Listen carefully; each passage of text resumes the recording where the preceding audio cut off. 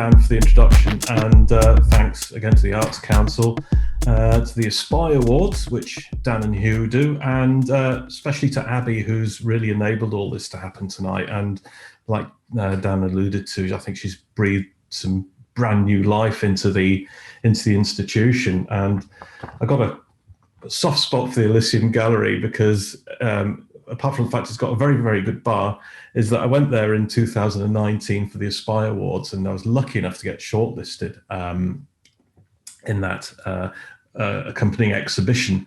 And I had a great weekend down in Swansea and a lovely night out in the Elysium Gallery, and I met Dan and Hugh for the first time. So when things get back to normal, if you get a chance to physically go there to the Elysium Gallery or participate in the Espy Awards, they're truly an international award.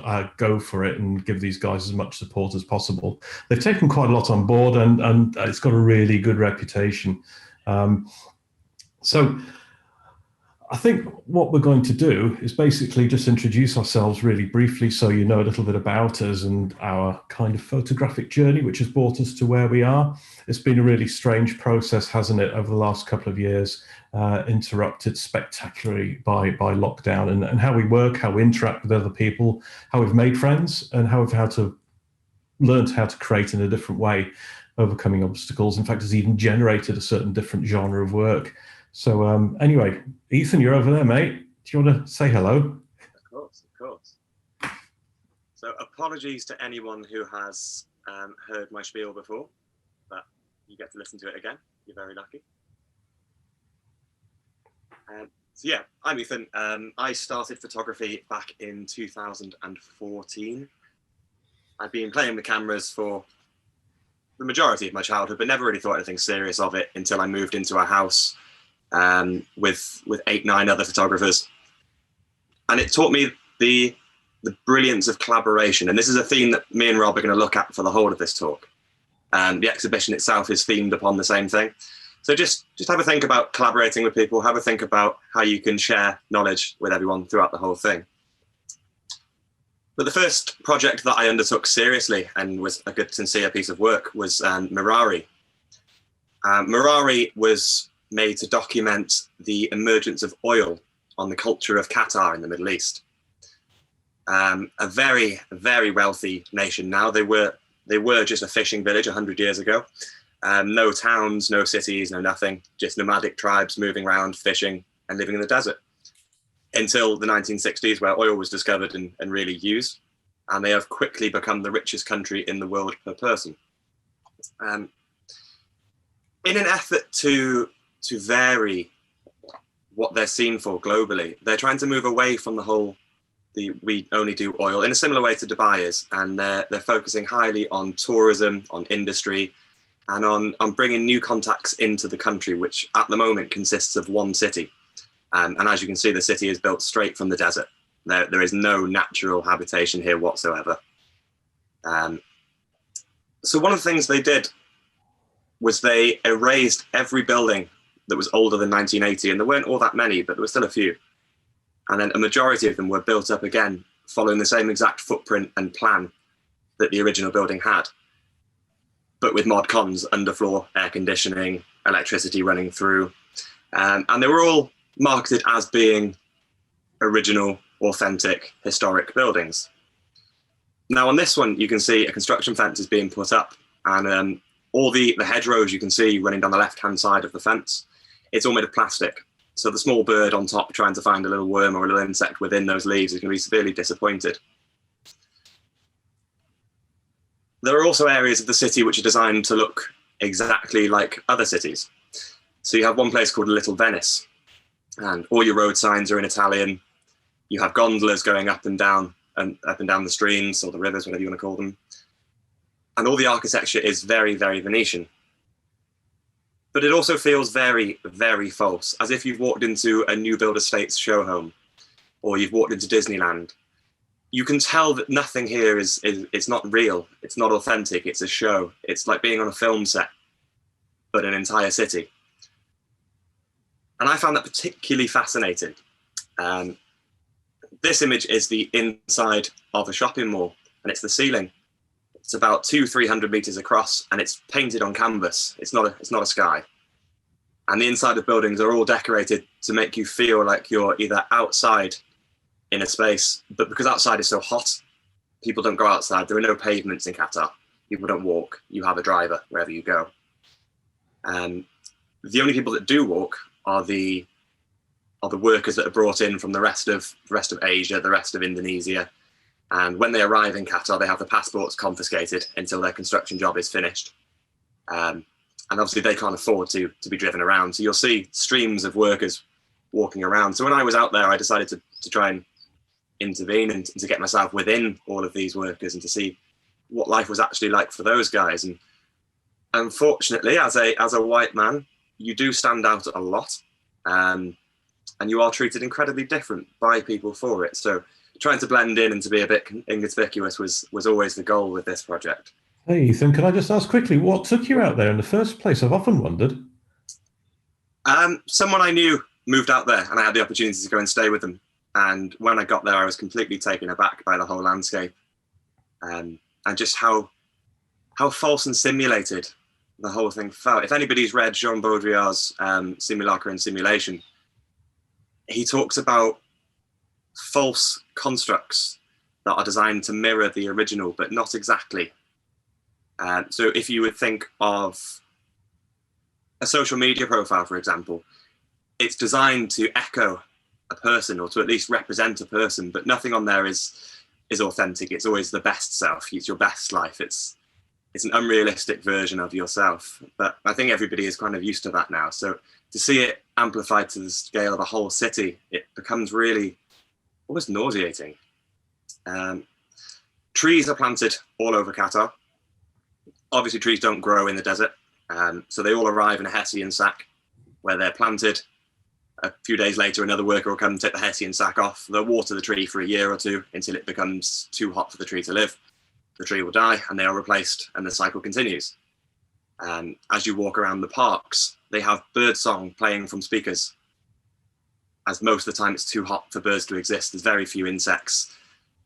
It's very uncanny. The whole city, the whole country gives this impression of a false narrative.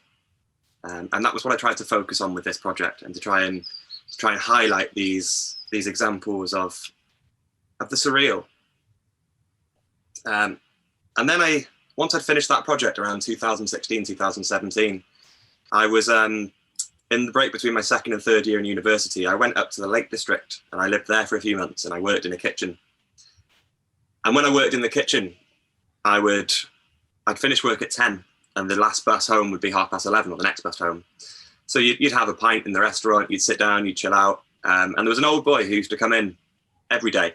He'd come in at lunch and he'd have a glass of whiskey and he'd go for a walk around the mountains and he'd come back in the evening, he'd have a few pints, a few more whiskeys, and he would talk to anybody who would listen to him, which quite often was not very many people. Now, I quite like chatting to random old men in pubs. I find it fascinating, full of stories. You talk to me enough. Exactly.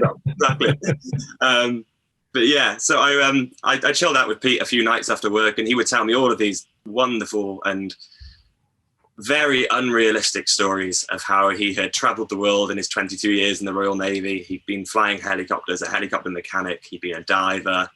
His father had been to Burma. And there was one night in particular, after about 3 or 4 weeks of me having a pint with him every night, that he told me how he was one of the divers involved in the raising of the Mary Rose. And I called him on it. I was like, look, I can't believe this, Pete. This is nonsense. Like, I'm all about a drunken tale in a pub. But come on, mate. You can be honest with me. And he was like, be honest with what, Ethan? I was like, well, you don't have to embellish stories. I find you interesting as it is. And he proceeded to tell me how his whole life he had photographed every moment and still had every single photograph in a chest in his house, labeled with what was going on, who had been in it, where it was taken, when it was taken, and everything. I was a bit gobsmacked at this. I was like, is this real? So after about 2 or 3 months of chatting to him nearly every day, he invited me around to his on a Sunday, my day off. I was like, yeah, most definitely. We'll go and have a look through these photographs. And sure enough, there was this ginormous chest of images. And a file that went with it, explaining who was in everything, what had happened, when it was taken. And it just blew my mind completely that someone had been so organized and their entire life had kept this almost Royal Navy regimentation about themselves in every aspect of their lives. And after about 2 or 3 years of me being friends with Pete, he gave me his archive. And we agreed to do some work together. Again, it was meant to be a collaboration. It was meant to be a discussion between us both. And as I searched through his 10, 15,000 negatives, Polaroids, etc., I found that we'd been to the same places and taken photographs from essentially the same spot. So the picture you're looking at now is on top of the roof of the Opera House in Oslo. And my picture is the background image, which is just the roof. And the picture at the front is a young boy kicking around a can in front of the Opera House in Oslo. And I wanted to, rather than just show Pete's images or just show my images, I wanted to collate them both together and find a way to represent both at the same time, to emphasize the almost Jungian theory of the shared unconscious, the fact that even though we might be 3-4 generations apart and have lived in different areas the majority of our lives, we still had incredibly similar life experiences. And we'd seen and tried out very, very similar things. And I think in a similar way to the chaos theory says that through constant randomization, a pattern will always appear. I believe within humanity that has a certain amount of strength or weight behind it. I do think that the human experience, regardless who you are, where you're from, or what your culture is, you can still have these certain things that you see eye to eye on, you can really relate to each other about. And I'm still in touch with Pete now. In fact, I last spoke to him last week. He lives up in the Lake District. He's well into his late 80s at the moment, and he's become a very big fanatic of model aircraft. So I help him out with his model aircraft whenever I go up and see him. Obviously, with the coronavirus, I haven't been to see him for a little while, but he's doing very, very well. And the last major project that I've worked on, and I'm still working on this now, it's called the Fruit Bar line. And this one's a bit more difficult to talk about because I haven't really identified the underarching theories that underpin this whole work. It's very introspective. It's a coming of age, almost, to use a very cheesy phrase, documentary of what it's like to actually live and grow up in Wales. I grew up in North Wales, but I went to university in Swansea in South. And to be able to spread yourself all over, because we don't have a big country, it's very small, but it's incredibly varied depending on which area you're in. Everything is different, even down to the language. It varies depending on which area you are. The Welsh spoken near my hometown is different to the Welsh spoken where Rob is, and we're half an hour away. So the Welsh spoken in South Wales, when I came down south for the first time, I saw translations on road signs and I couldn't understand them. And it baffled me. I don't understand how I don't know this. But it's just how interesting Wales is and how interesting it is to live and to grow up here and to meet different people and to see all different things. And I think that's what this project is trying to be. I think it's meant to be an interpretation of growing up within a certain area, an examination of the space of the people who occupy it and of the effects that it has upon the other residents of the space.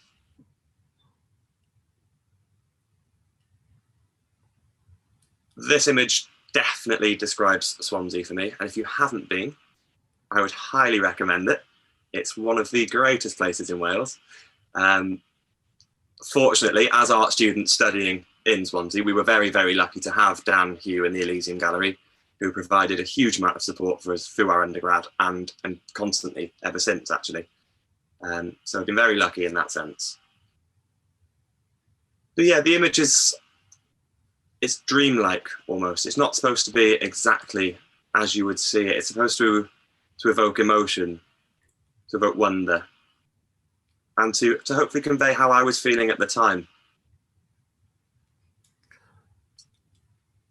And to give maybe a small insight onto some of the people that inhabit our little area.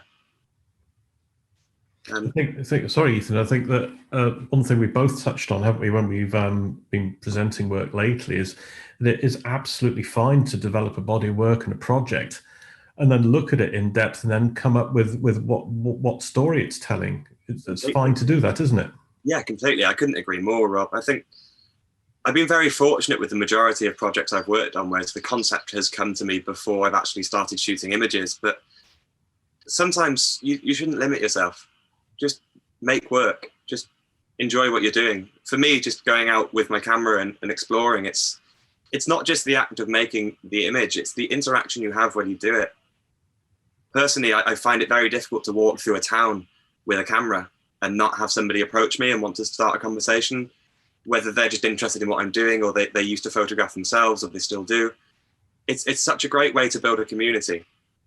And that's something else that I think we're gonna look at a lot in this talk. It's building communities and I think it's amazing how people trust you with a camera as well. And your previous project with the old boy, I mean, the amount of trust in that relationship as well, it's quite an honor, isn't it? Oh, completely.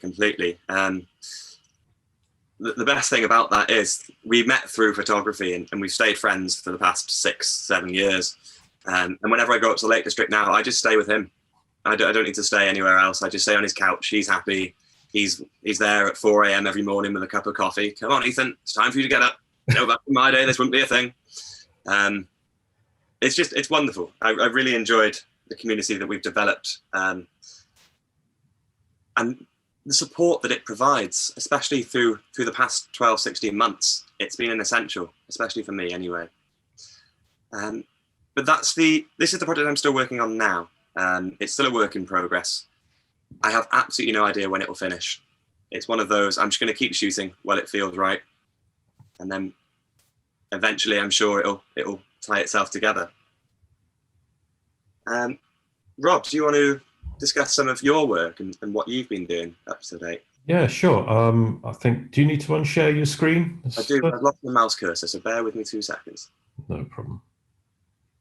Oh, this is horrible. There we go. Okay. There we go. So I will apologise to everyone. It's going to be a little bit unwieldy as we sort of navigate from one operator to another, but basically I thought it'd be nice if we put up the slide which Abby did. I can take it, you can see it. Ethan, just give me a thumbs up. That's sharing okay. Yeah. Perfect. So yeah, we're so proud of this. It's been great fun, and I hope you don't, as listeners, you don't mind me interrupting Ethan, and I encourage Ethan to interrupt me. We want to make it more like a chat. We've just done 2 really formal presentations to the RPS, and this is a totally different way for us, and we want it to be fun. But basically, goodness me, my dad bought me, if you're of my generation, you'll know what a Praktika Super TL is, an East German block of a camera with a 50mm Pentacon lens. And I was desperate for my own camera, and I got one when I was about 12 or 13 years old, and then I quickly wanted an enlarger, and I had a darkroom in my bedroom. And if you've ever done that kind of thing, getting the blackout sheeting on your bedroom window just right, it's really quite an art. And that's one of the first pictures I ever took, actually, with the camera on Ilford film, basically, and printed that myself, and have that just emerge in front of me was really great fun. And I think if you remember those sorts of milk bottles, you're from my generation as well. It was our kitchen, and I think there must have been, as a really young boy, some sort of documentary photographer deep down in me. Then I can see it somehow. But yeah, that's how photography basically started, taking pictures of my friends and getting cheap chemicals and cheap photographic paper and getting dust all over the negatives. I mean, yeah, I'm not saying the processing was particularly good. It was pretty awful. And a lot of the photography was pretty awful, but I was having fun, and that's why we're all doing it. But anyway, I work in broadcasting. Well, I've actually just finished working broadcasting for quite a long time, and I've never really taken photography too seriously, but about 7 years ago I ended up getting some really good quality mentorship from a colleague who works in TV graphics, but his name's Tim Nordoff, and he has an honours degree in photojournalism, And he started mentoring me to take that extra step up in my photography and work in terms of series and produce work with meaningful narrative. And one of the first things I did, really for fun, my partner's from, these are just videos from a website. My partner's from Germany, and we go over there, or did until lockdown, really regularly. And one of the first serious series I did was called Fog Feels Frost. And it was, as you can see, a set of observations at the height of winter. Everything in these photographs is absolutely frozen solid, by the way. And it was just after the referendum, so there was this huge insecurity about Brexit, the future. Would we be able to travel as freely as we were? What were going to be the implications for our relationship and travel and commerce post-Brexit? So it was really an insecure time for both of us. And I think in a way these captures of the time do relay a certain amount of that insecurity that we both felt and everybody felt. So that was on my early series. We'll go to the next one. And I've done a few little short fun series as well. This is called Urbanautica, which was done in the south of Spain when I was down there for work. And it's basically documenting a place I found entirely accidentally. It's the infrastructure put in for a village in the 2000s. And then after the economic crash, clearly the builders never came, but everything's there. The signposts, you can see manhole covers, drains, electricity supplies, pedestrian crossings in desert. This is just north of Malaga, by the way. I found this a spooky, dystopic place. I'd love to go back there and actually do this properly, because I only had a day to actually record this in a day off work, and I was working down there for a television production. But it just shows you when you get the opportunity, you just bite. And this is shot all on film, and I had a couple of rolls of film, and with a 6x7 format camera, that gave me 20 exposures basically, and then you're out. So that's as much as I could do. These are just to give people just a rough idea of my type of photography and what I do. And then more lately, lockdown, I produced a series of work called Village Lockdown, which was documenting my home village of Llandegfan on Anglesey. It was a matter of having a gun pointed to your head. You had to go out and create what was on your doorstep. I mean, I'm like a lot of people. I guess a lot of you enjoy travel, and it stimulates the senses. You see new things. It's like sort of eye fodder, I call it. And then once lockdown happened, I was able to scrutinize things that I'd normally walk past and ignore on my own doorstep. And I was quite surprised how a body of work emerged from this. And the series basically, it shows both isolation, because we were all in isolation at the time, but roadside meetings with people, conversations over hedges, and how a community actually came together and was considerably closer as a result, and continues to be far more cohesive and friendly as a result of lockdown. The result of this, the outcome of this series, was a book by a company called ADM Publishing. We call it Village Lockdown. It went into a couple of print runs, quite fairly limited, just a couple of hundred altogether. But it was quite popular and just great fun. And a few people locally actually bought it, which was really nice as well. But I think most people who know me or know about my work will associate me with Holyhead Sea Change, which is it's a project still in progress, but the outcome of this will hopefully be a proper book. And I'm sort of aiming for an international readership for this. It's been quite a successful project. It namely was actually shortlisted for the Espy Awards in 2019 and hung up. Two pictures were actually displayed in the Elysium Gallery in Swansea at that time. So thank you again, Elysium Gallery. Thank you again, Dan and Hugh, the very, very talented judges with a fantastic taste, I must say. And this project basically examines Holyhead, which is about half an hour away from me. I hope all the scrolling's not bothering you guys too much, but I didn't want to do a slideshow, but give you an idea.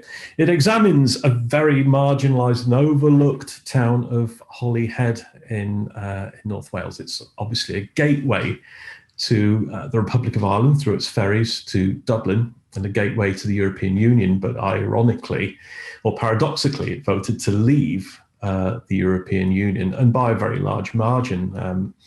So it's basically looking at a disenfranchised community, a detached community, a very independent-minded community that had a lot in common with many other UK coastal communities in its mindset. They feel distanced from government. They feel that government decisions don't affect them.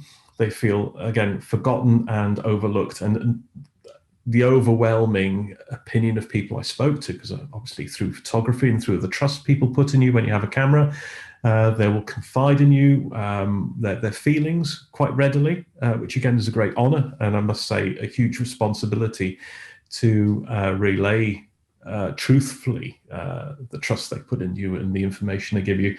But the overwhelming feeling was nothing's ever changed, so we've got nothing to lose. Let's vote for something pretty drastic, and that is what they did.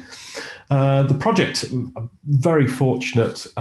It's been received very well. That was, say, in the Espy Awards. It was recently shortlisted for the Urbanautica Institute Awards for 2020. Some of the portraits have been done quite well. One was ended up in the Portrait of Britain book 2019, and I even have to check my own notes here. British Photography Awards 2019 in documentary category. So just reading quickly from my own bio, it says I'm a photographer based in North Wales, and my practice concerns documentary photography, capturing both rural and urban environments and the people within them. And that sounds more or less what I do, but I do enjoy the challenge of being in North Wales and doing things a little bit differently when I can. So many things are sort of pop out, stereotypical, people having a great deal of fun creating images here. But if somebody photographs a town, I want to go to places that nobody else goes. If people want to do lovely landscapes, I want to find a different aspect. I want to look where nobody else does. And the more difficult it is, the more I relish it. That's where I really, really enjoy what I do. So let me just check my notes on where we're going to go now. Yeah, I think we've done our individual journeys. Are you happy with that, Ethan? I think that's brilliant. I think people know who we are. Yeah. Okay, cool. So that's what brought Ethan and I to the position that we are now, basically. But we're representing the North Wales project, and there we are on your screens from left screen to right. It's Rog, Ethan, Hazel, myself, and Philip. A happy band of brothers and sisters, and there are 5 of us all together nominally. And I kind of started it in 2019.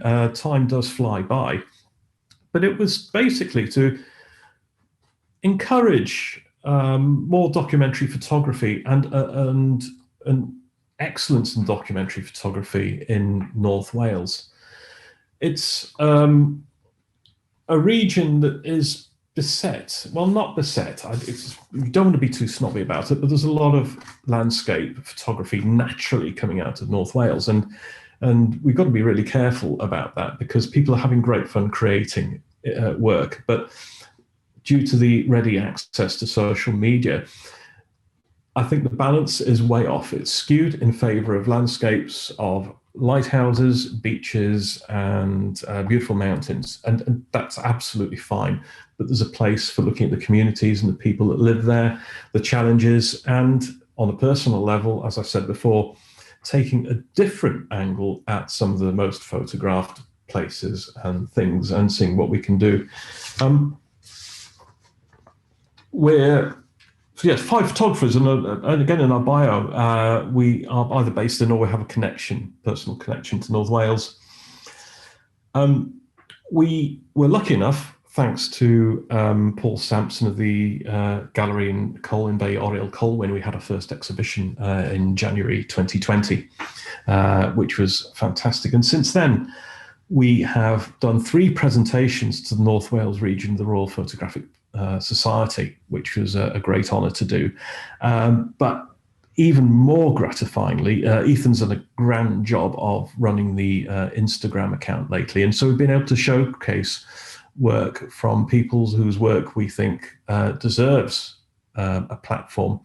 And a couple of those people are actually watching tonight. So thank you very much for allowing us to share your work.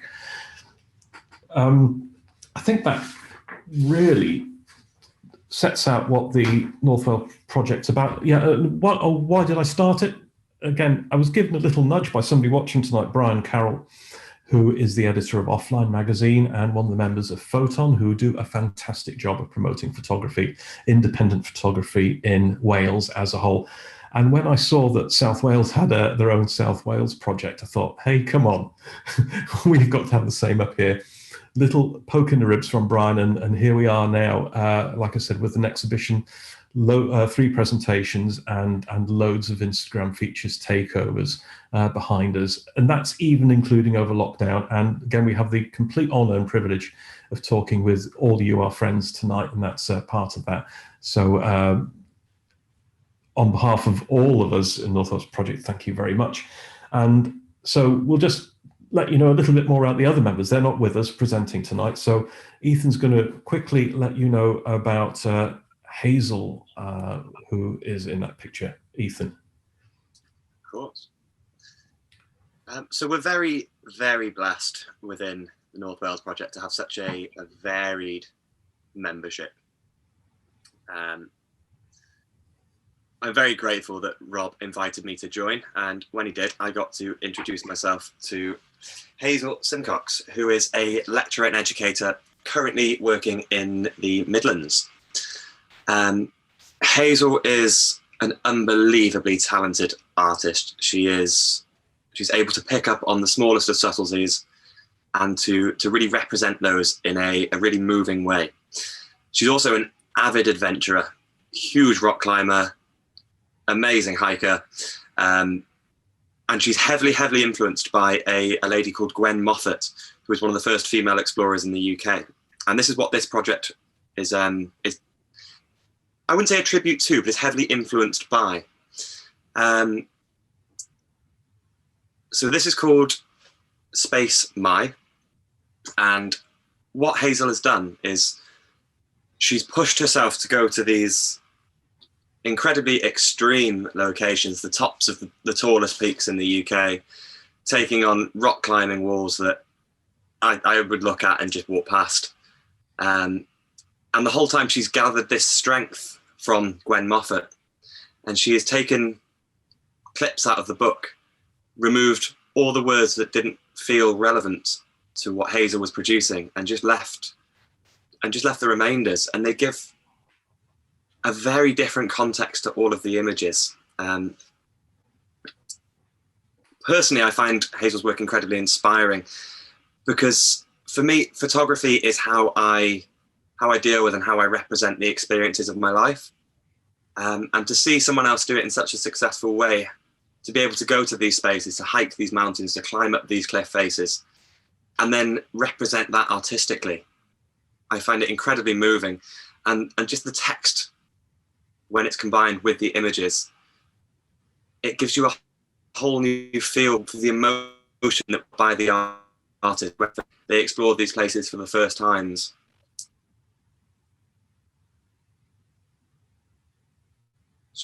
Hazel does have quite a few other projects, and there are a few based in North Wales, but if I was to sit and go through them all, we'd be here all night. So I would highly recommend having a look at her website, hazelsimcox.co.uk. Check it out. And if this does resonate to you at all, give her a message. She's very, very open to people, as we all are within the North Wales Project. We're here to create a dialogue. We'd love to hear from people. And one of the other members is Rog. Rob, do you have any images of Rogers on yours? I certainly do. You just have to. There we go. I got you. Yeah. So sorry, guys, this is not going to be super. By the way, guys, talking to Zoom is really weird because we can't see anyone's face, so we are essentially talking to ourselves on a laptop screen. So if you want to interject, please do. Yeah, this is one of Roger's pictures. Rog is a really talented photographer, but a lot of his work's studio-based. He's not naturally a documentary photographer at all, but we invited him into the group because he had produced a certain amount of documentary work in Wales, but had never really thought about working in terms of series. And we're very much encouraging people to work in terms of cohesive bodies of work and produce series, because rather than a collection of individual images, once you have a series, you have something readily packaged for exhibition, publication, and obviously you have a narrative running through, a thread running through that work, which makes each individual picture within that series far more powerful and far more meaningful, as a lot of photographers know. So Rog smashed it. He actually did a fantastic series of nighttime observations in Conwy and Llandudno, where he lives. And it kind of reminds me a little bit about Todd Hido's work called House Hunting. But then again, a lot of nighttime work reminds me of that. I must admit, it's a seminal series and an inspiring series. And his series also reflected very strongly a holiday area, a place where people go for fun, at night, where it's empty, the crowds have gone, and what's left. And it's a very, very stark contrast and really interesting examination that Rog did. He pulled it off absolutely beautifully. And this series, we were very proud to include it in the in our inaugural exhibition in Colwyn Bay, thanks to Oriel Colwyn. Absolutely beautiful work. So and Rog was absolutely thrilled to have this work included. So we were very, very, very happy. Oops, we've gone one slide too far there, and I'll stop sharing. And Ethan, you can introduce Philip, our last member. Does this make us the photographic Chuckle Brothers, Rob? It's something like that, but definitely not as good. Yeah, so Philip is the last member of our collective, and Philip's work is absolutely stunning. It's almost new topographic-esque, but based in North Wales. And this project in particular was shot around Rhyl. And I know Brian featured it in offline magazine, so thank you again, Brian, for the support. But it just shows a very, very different aspect of the town. Anyone who knows of Rhyl knows of caravan parks, of fun fairs, of busy tourists on a somewhat dirty beach. And this contains none of that. It's almost serene, it's peaceful. It shows the landscape devoid of humans and devoid of human interaction, but shows all of the evidence that is left behind by people. Philip again shoots entirely on film, which I find incredible for being in Rhyl, because I've attempted to photograph in Rhyl a couple of times myself. And it's not the easiest place to be. You have lots of interaction from people, but everyone wants to see the photograph you've taken afterwards. And it's very difficult to try and explain to somebody, well, you can, but give me 6 weeks. And that's Philip's work. Unfortunately, Philip is a very, very withheld artist, and very few of his works are available online. So I'm quite impressed that we managed to get these images, Rob. Yeah, we actually had to get a copy of Brian's one of the very early offline magazines, and I actually took these photos of the print with my mobile phone and whizzed them via WhatsApp to Ethan to get. But I think also what I like about Philip's work, he did a great project working along the margins of these areas, didn't he, Ethan? The sort of the places that nobody goes to, and that's what I really love. Completely. It's that ability to look at the banal, the uninteresting, the everyday, and to turn that into something so visually beautiful. It's a unique talent, and Philip definitely has it.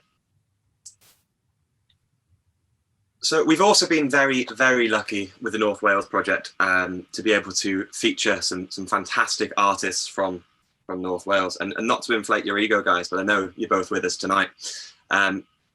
And meeting Mark and Emir was fantastic, but it would not have been possible for myself without the North Wales project.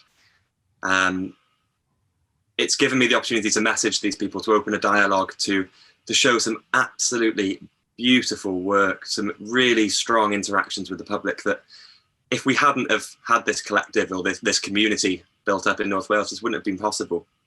And I think that's what leads us on to the concept of our exhibition. It's collaboration, it's meeting people. And it's a very, very good opportunity.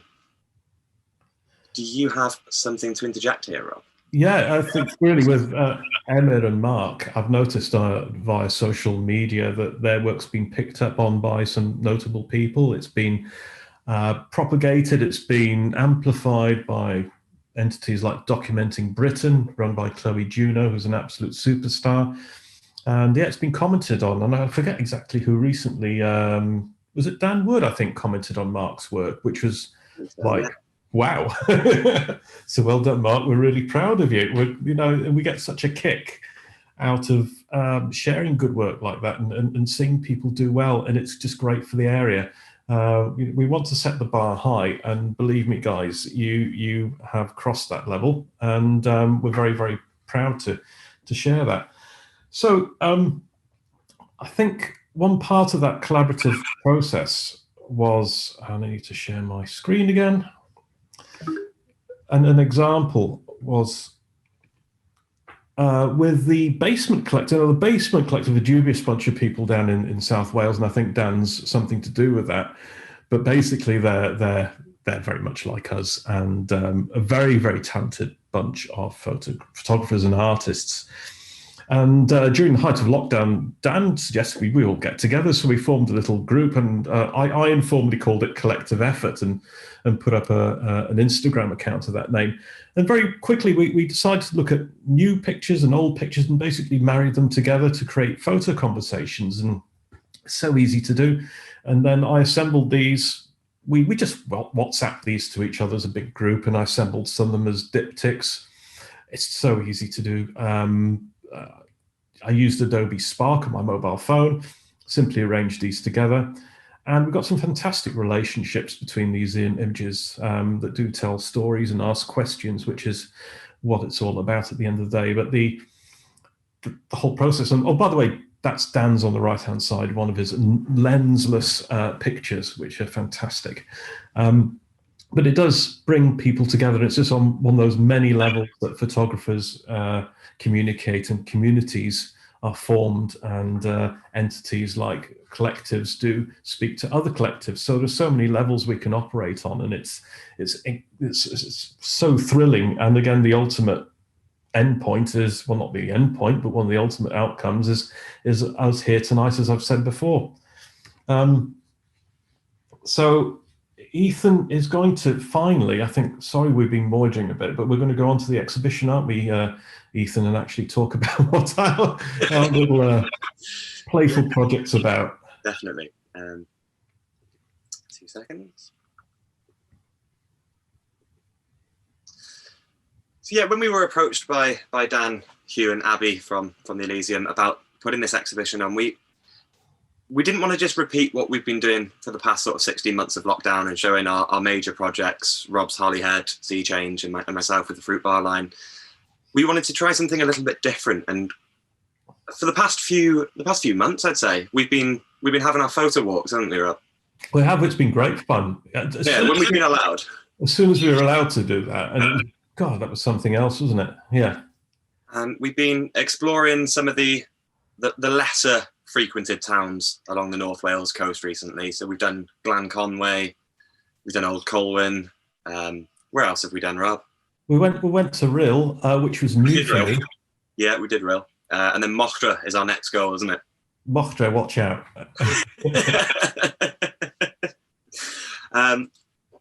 But yeah, we started to realise that after the past sort of 16 months of doing very little, and I know I've been very fortunate to have Snowdonia right on my doorstep, so my isolation time has been spent mostly within the mountains, but after a year or so of working in such a solitary way, I started to lose a bit of enthusiasm. I started to find that photography was lovely, but perhaps it was the community behind it and the way that it allowed you to meet people that made this feel so wonderful. So I had a chat with Rob, and we both sort of instantly came to the same conclusion that's where we should start to look to find some images.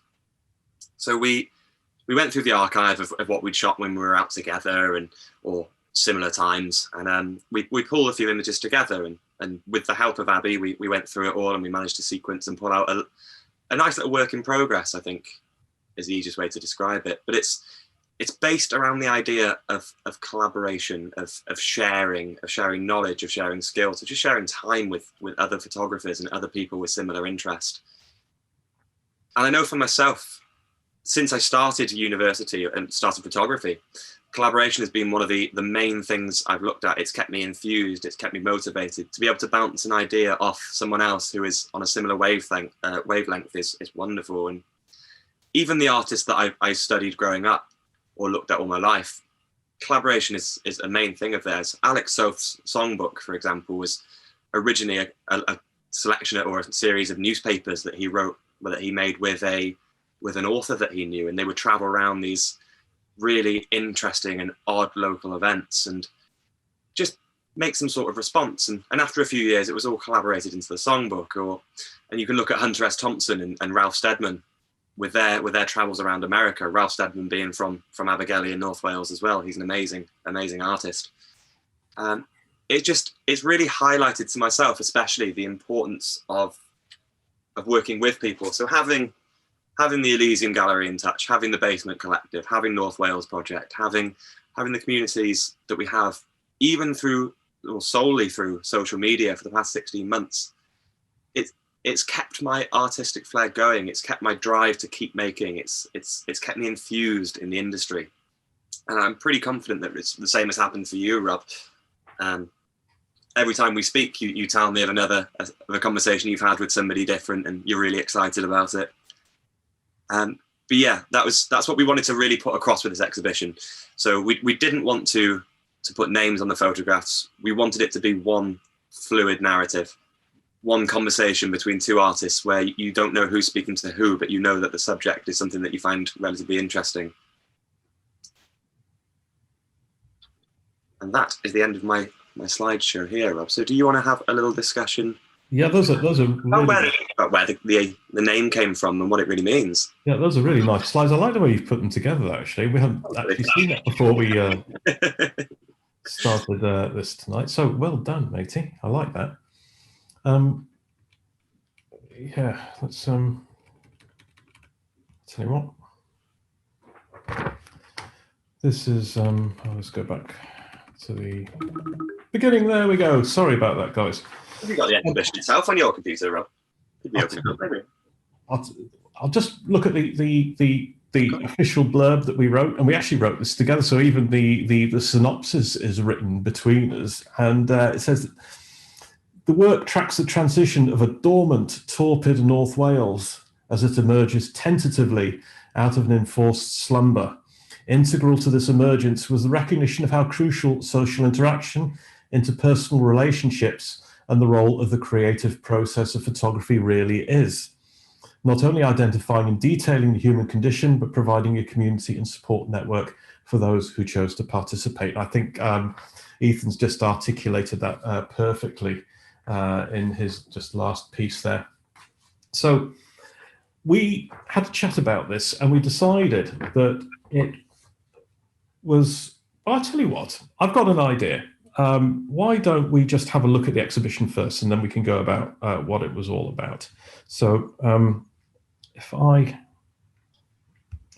end my PowerPoint, and this is just launched today, so I'll relaunch that as you see. Now we're now entering the previous Elysium Gallery and this fantastic 3D-esque exhibition will appear. And thank you to Abby for helping us get all this together. So we won't talk about all the pictures yet, but you'll just get an idea of space and how the pictures work together. Now, there are 2 points in the gallery, virtual points where you can stand. So what you do, if you see a photograph that you like, say this fantastic E-type Jag there, you just click on that and the photograph will enlarge. So you simply close it and you're back again. To enter I'll just have to click on that one there because that's really small, but that's one of my favorite pictures in the exhibition. And we'll talk about what this is all about in a second. Whoops. So let's go upstairs there and we go into the second viewing area. And again, another space and a 360-degree view for you to enjoy. So please go to the Espy Awards website and have a look at this, and do spend your time and enjoy the exhibition. It's completely free. We are not charging anything for it yet. So there we go.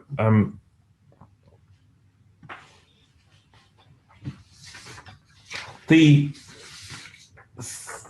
two threads running through this exhibition are basically the theme of emergence, and also the theme of social cohesion, which Ethan's already touched on, but I'll just talk about the emergence side and then hand over to Ethan to talk about that. We'll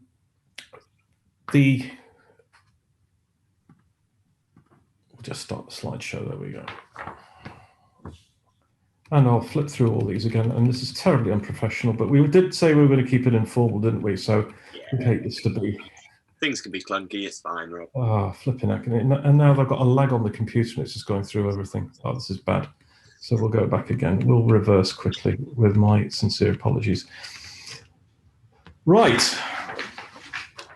The theme of emergence. And I called the exhibition, I had the idea of calling it Deffrwch Cymru Cysglyd, Awaken Sleepy Whales. And just to quickly translate that, it's from a song by Catatonia called International Velvet. And if you don't know it, it's the one with the chorus, every day when I wake up, I thank the Lord I'm Welsh. I was just thinking, when I wake up, I'm thinking of breakfast, but the lyrics, Deffrwch Cymru Cysglyd, Awaken Sleepy Whales, land of song, Dyfnir gwendid bychan yw y flam. Deep is the weakness or the insecurity, small is the flame. And we will touch on that during sort of analysis of what this is all about. But many projects have been done on the theme of lockdown itself. Some, I'll go to the title slide again. I would have actually loved that one that you had, Ethan. That was very good, but slideshow play from current slide. There we go. A lot of work was done over lockdown on the themes of lockdown, and I did work, including that. There were some good projects that came out initially, but a lot I don't feel were very strong. A lot of people went for the very low-hanging fruit of abandoned places, abandoned cities, abandoned towns.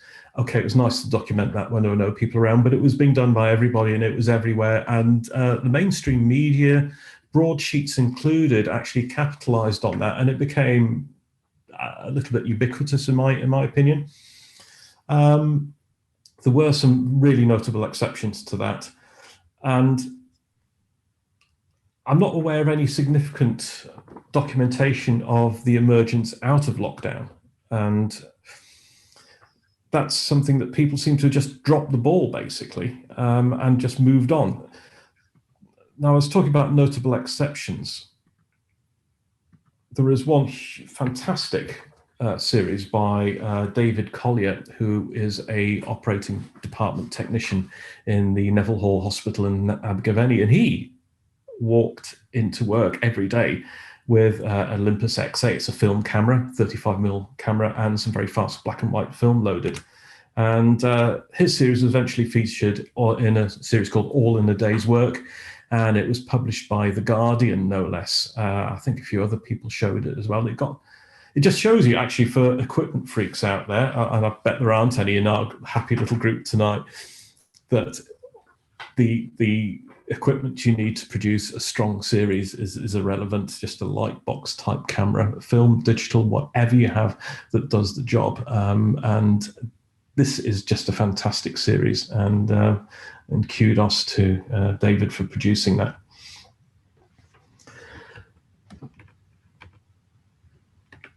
And it's, as Ethan mentioned, the feeling, the anxiety of actually emerging from our houses and actually meeting up with people again. There was a small amount of trepidation, I think, for everybody.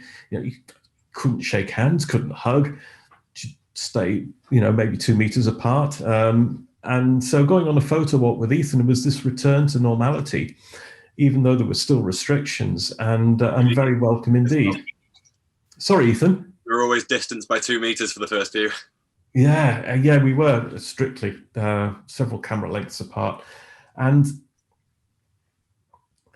it's this theme of emergence. We were emerging from our homes, emerging into a creative process again. And also it was tracking the transition from winter to spring, very, very welcome. So they were directly linked and they ran parallel with each other at the same time. And that's also reflected in some of our images. So it also goes on the emergence of the Yes Cymru campaign too. I think they all seem to play at the same sort of time. Wales is emerging in multiple different senses, both physically, sociologically, and politically. It's a big time for Wales, I think. It certainly does. And I was going to say that basically, as well as tracking our emergence out of lockdown, and we were discovering new places as well, Ethan, that we talked about, Mochtre, yet to be discovered. So it was a new experience for me going to Old Colwyn and yourself. We'd never actually walked around there before. And I think the photo walk is a great photographic institution, isn't it? I encourage everybody to team up with a buddy and go around with a camera. It's just so amazing. I think with you and I, Ethan, some of the things we were drawn to at the same time, I love the way that photographers, and I laugh about it, the way documentary photographers are sometimes drawn to some really banal things that everybody else walks past. But on the other level, I enjoyed the way that you and I could photograph exactly the same thing, and our interpretations were slightly different. Completely. Yeah. And so again, the other thread running through this again is the Welsh socio-political identity. I said it was brought sharply into focus. So we have the Welsh border that was almost a conceptual, inert entity, all of a sudden became very, very real, didn't it? Particularly with travel restrictions. And this, again, was reflected in a certain growing of Welsh national identity or reawakening. So again, it's all a process of renaissance in a certain way, and of emergence, and of waking from slumber, as the lyrics in front of us talk about. Borders and identity becomes a lot more meaningful, certainly being brought into focus. And through some of the pictures that we'll talk about in the exhibition, you'll see cordons, boundaries, fences, again, a certain amount of demarcation that's maybe a metaphor for what's going on in the country at large. And that's my bit. And Ethan's going to quickly touch on again the social side of it. Ethan, have you got any more to say about that? Mostly it's all been spoken about, Rob, but one thing I did want to mention was a particularly touchy subject we have, especially in our area up in the north, is that of holiday homes. And this was really, really laid out during lockdown. I can't remember the village name, but there was a village with one resident during lockdown, as all of the other homes were second homes. I think that was maybe down Pembrokeshire way. I'm not quite sure. I did see an article about it recently, but you really noticed over the past few months, and especially through this emergence, quite how even though we are a separate nation to an extent, we don't have a lot of independence in our own way. And when we had our own government running things here, and the border, especially when Hazel tried to come over to see her father and couldn't, despite him being so close to the border, it was just, we realized then, I think, as a nation, certain things need to change. And that's something I think we've tried to represent through these images as well. It's not just an awakening in a simple sense, as though lockdown has ended and spring has begun, and now we have a different political, maybe, view from a lot of people in the country. But in many, many ways, this is a complete turning point. And I think the word Renaissance was perfect for it, Rob. I think you really summed it up well there.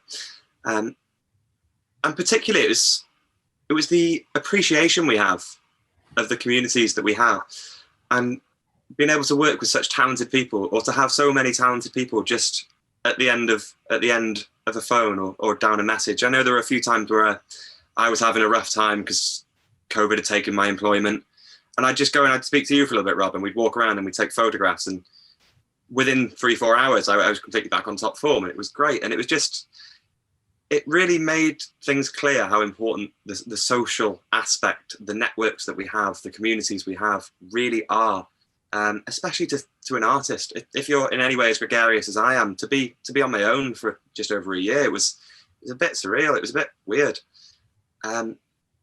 But whenever it felt like it, I'd ring you, Rob, or I'd ring Abby, or I'd ring anyone, and just have a discussion, and just talk about art, talk about work, talk about the way that Wales is awakening it in so many different senses. And I think that's something that I personally really want to make apparent with this project. It's that it's not just the role of the photographer or the camera, but it's the role that the actual producing of the artworks have upon the people who do it. I don't know if you want to add anything to that, Rob, but that's where I am. Oh, I totally agree with everything you've outlined, and it's just nice from myself. Unlike yourself and Hazel and Philip, myself and Rog haven't had a formal education in photography. I mean, I've worked in the media, in the creative media for a long, long time, so a lot of it's rubbed off on me. But to be able to get a second and third level of detailed information from people like yourself, Ethan, especially when we're walking around with cameras. And one day-to-day example would be, oh, you should have a look at the work of so-and-so because he or she has done dustbins particularly well, for example. You know, I'm being frivolous, but it's great for me because I'm a sponge and I need these references, I need this information. And just sharing is great. And I've got a network, as I'm sure you do, and everybody watching tonight has their go-to person for whether it's about what paper to use for printing or the dark art of post-processing in Lightroom, or I think, you know, Mo Hassan, who's one of the most accomplished photographers in Wales at the moment, phoned me up and asked about the Mamiya 7 camera that he was going to buy and use, something I have personally. And it's just great to have your contacts and people to support you as well. I must admit, Ethan, when we did meet up, you were never down in the dumps at all. You've always been very, very positive and an absolute powerhouse of energy and enthusiasm. Even when you've had a bad day, you're smiling. So kudos to you. But I think the next section, what we're going to try, and we haven't rehearsed this at all, is basically look at some of the pictures in the exhibition individually. I don't know how many we're going to do, but just have a quick chat about some of the images, and to make it a little bit easier maybe for Ethan, I'm just going to quickly go for one that I really like. And like Ethan said, we didn't particularly want to nominate or say so-and-so took this picture and so-and-so didn't, but this will reveal who did what to a certain extent. But I just love this picture. This is all about emergence for me, and it's as if a person has emerged into the spring sunlight for the first time from their house. And can you tell us any more about that one, Ethan? Yeah. So that was the first time I left North Wales after lockdown. So this is in Newport, down south, and I was very lucky to go and stay with a couple of the guys down there. And it was very surreal being with a group of friends and walking down the street together, calling into shops and getting drinks, calling past a pub and being able to sit in the beer garden, not quite go inside, but it was just, I think the photograph really explained how I felt, as if the cross on the floor feels like it's still caged within, but only caged by shadow, not caged by anything physical. And that was what I thought. And looking at that, I hadn't appreciated the shadow actually, but it not consciously, but it is there, isn't it? That's fantastic. I should mention to people watching that most of the pictures were a result of our photo walks, weren't they, Ethan? But we have included some work that was done in the same period of our own, haven't we? I think, yeah, as long as it fits the concept, I don't see why it doesn't fit the body of work really well. But yeah, it seems to be a lot of play and a lot of conversation between myself and you for this project, Rob. And I really like that, because it's not egotistical. It's not about the self. It's about proving the concepts that we've discussed tonight, and proving how collaboration and working with people and discussion and narrative works when combined with another artist. And that's what I've tried to put emphasis on with my images. Is there a picture you want to pick out to ask about? I can do it from my screen if you want. I'll tell you what. Yeah, please. It's the the blue. Oh, cool. The blue, yeah.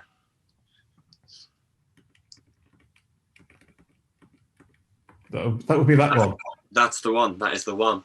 Yeah, it's been the one thing I've loved the most about us going on our photo walks is not just being able to chat absolute rubbish as we wander around. It's the way that we can influence each other slightly by showing each other different aspects of photography or different artists to look at. And for the past sort of 12 months, I've heard you discussing how, you know, you love doing your documentary work, but you'd like to include some more abstract things as well. And to see you be able to pull something together and make it absolutely stunning, it very almost graphic. It is a car cover, and there's a car under a tarpaulin, but it's more than that at the same time. It's shape, it's texture, it's form, it's movement, it's light. And I think just being able to watch your friends grow photographically and produce things that I don't think you'd even clocked this one at the time, but when I saw it, I was like, Rob, this is such a beautiful image. I just think it's absolutely gorgeous. It's perfectly balanced, it's perfectly weighted, your exposures are bang on to create an almost dreamlike sense. I just think it's absolutely fantastic. Where was this, Rob? I can't remember. That was in Glan Conwy. Was it? Yes. Yes. I must admit, I'd love to take a step up into working or experimenting and playing with more conceptual photography. And if anybody else wants to know what that's all about, Ethan, in his presentation to the Royal Photographic Society, it's on the RPS's YouTube channel. He talks about photography from a very deep level, about what it really is and what images really convey, and the reality. But I've always been drawn to minimal, Ethan, as you know, so that I shot that as a minimalistic sort of image, but I'm really glad I did. And you helped me edit that a little bit as well, didn't you, to get everything on point? Absolutely fantastic shot, Rob. I'm blown away by it still. I think it's absolutely beautiful. And I think, yeah, in the same way that you've managed to grab something like this, it's been lovely to work with you to not be so perfectionist about my images. For myself, we take a photo walk, and I think the first photo walk, I maybe showed you an image and was like, okay, this is okay. And you were like, no, let me see the rest. Let's do this for fun. It doesn't have to be so sincere or so finely tuned.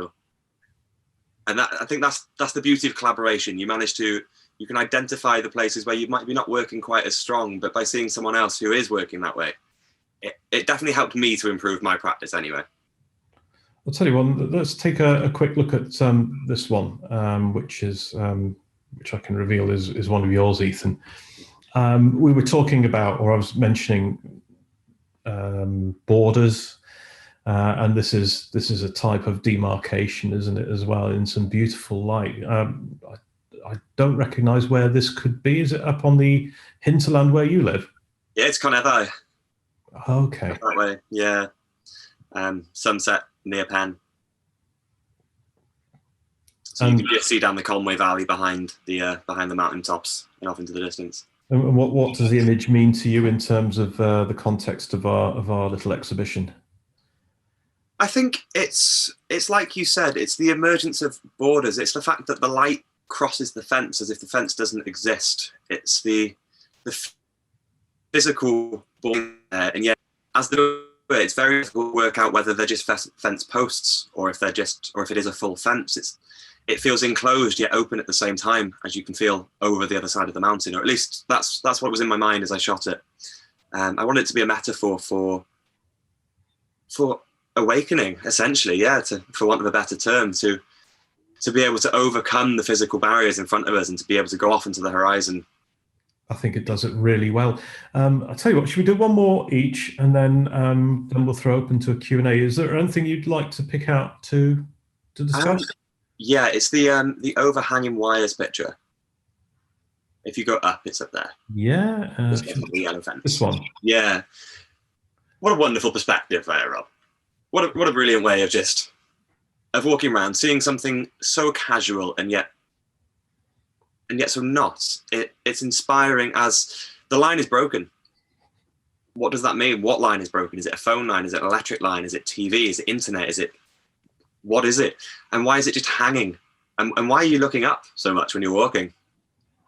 I'm drawn to linear features, and when they're broken, my background is actually in electronics, and it's like I've always been interested in communication, but it's as if it's a broken sine wave. But it's just I don't know what drew me to that. I like converging lines, but this is totally different. You have got two parallel lines, and they're intersected by a broken line. It's just something quirky, something out of place, something that's unusual. And again, you've explained it better than I could, because it's a picture that asks questions. What's it doing? Why? That's the ideal outcome of a photograph. If it does elicit questions from the viewer, then we've all done our job, haven't we, Ethan? I think. Completely.